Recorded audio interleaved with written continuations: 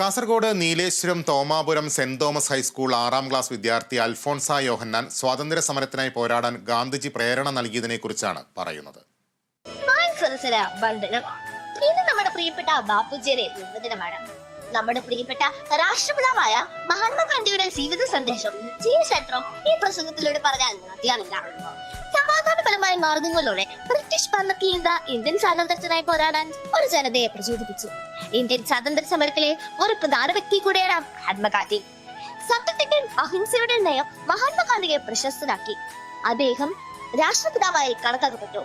ബാപ്പുജി, മഹാത്മാഗാന്ധി എന്നീ പേരുകളിൽ അദ്ദേഹം ജനഹൃദയങ്ങളിൽ ചേക്കേറി. ഗാന്ധിജിയുടെ വീക്ഷണത്തിൽ തന്റെയും അഹിംസയും ഒരേ നാണയത്തിന്റെ 2 വശങ്ങളാണ്. എന്റെ ജീവിതം എന്റെ സന്ദേശം എന്ന് ബാപ്പുജി പറഞ്ഞ വരികൾ ഞാൻ ഇപ്പോഴും ഓർക്കുന്നു. ബാപ്പുജി വളർന്നത് സത്യത്തിന്റെയും സ്നേഹത്തിന്റെയും നന്മയുടെയും പാതയിലൂടെയാണ്. ഇത്രയും പറഞ്ഞുകൊണ്ട് ഞാൻ എന്റെ വാക്കുകൾ ഇവിടെ നിർത്തുന്നു. നന്ദി, നമസ്കാരം. എന്റെ ബാപ്പുജി കുഞ്ഞുങ്ങളുടെ പ്രസംഗം നിങ്ങൾക്കായി അവതരിപ്പിക്കുന്നത് കേരള വിഷൻ നവകേരള പ്ലാൻ വെറും 199 രൂപയ്ക്ക്.